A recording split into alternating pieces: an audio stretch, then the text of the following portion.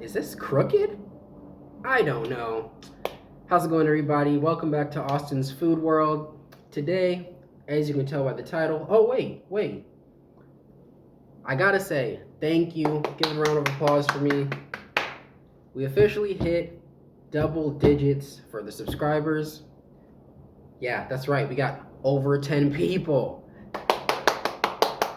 Listen, I know it might not seem like much, but I started at 0. Then I got 1, then I got 2, now I have, I think, 14. Eventually that number will be 140, then 14,000, then 140,000. Next thing you know, I'm at 100 million, billion, trillion. So I want to say thank you to everyone that has subscribed thus far. I can't wait for what the future holds. Now, back to the video. As you can tell by the title, today I will be talking about vegetarianism and veganism versus just remaining an omnivore like we are and having a healthy diet.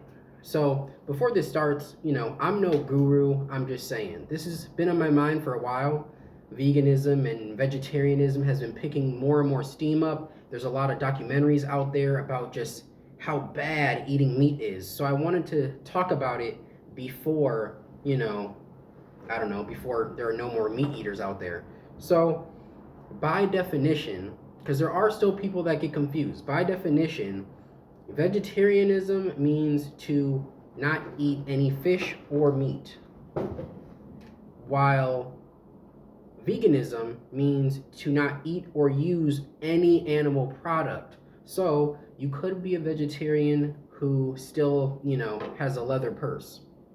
But vegans strictly don't mess with anything that had anything to do with an animal. So just wanted to clarify that because a lot of people do still get confused to this day. So hopefully that cleared stuff up for you guys. Now, when I say healthy diet, I'm saying remaining an omnivore, and by definition, it is a diet simply maintaining or even improving one's overall health. So you could take that as, well, that's vegetarianism. However, I'm saying, what if you still had, animal product in your diet? Once again, veganisms don't really agree with butter, honey, anything an animal touches. I'm saying, well, a little is a lot in terms of healthy dieting, healthy lifestyle. So maybe you could get away with that type of stuff, eating, consuming that type of stuff. So let me get straight to it. I'm not an expert. This is just independent study from what I've learned thus far, reading books, watching documentaries. I know a lot of that stuff can be biased, but I try to look at this as objectively as possible. I am not a vegetarian, okay?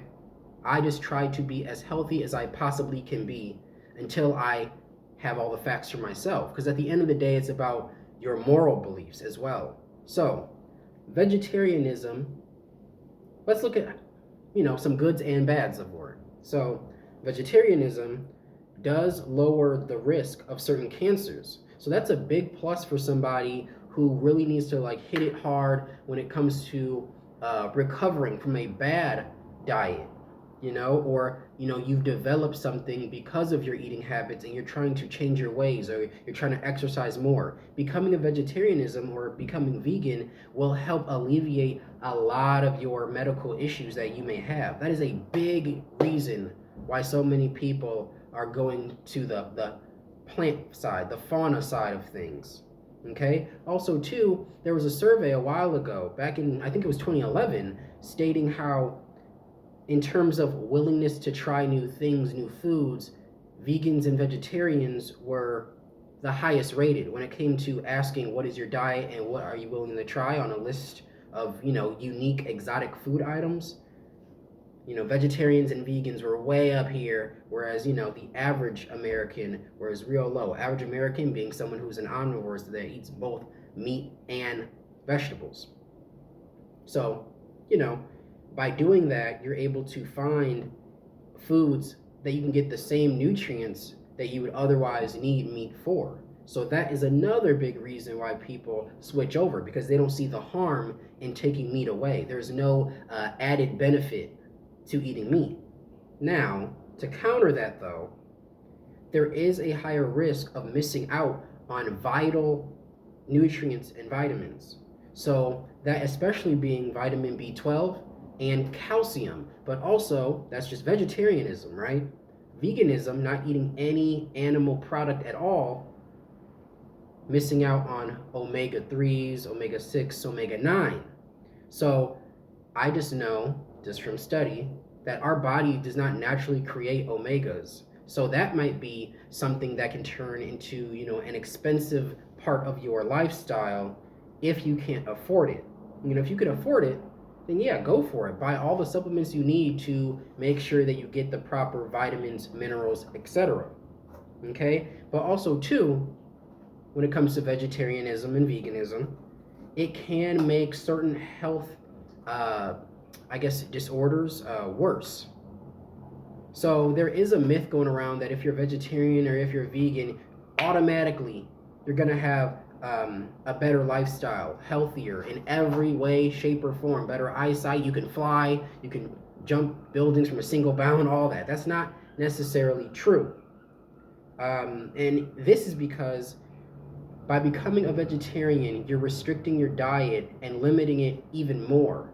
So, by having an eating restriction, it could harm people who are susceptible to certain vitamin deficiencies. So, please, if you're thinking about becoming a vegan or a vegetarian, outside of religious reasons or moral obligations, make sure you're being careful and understanding what you need in your diet to truly replace meat.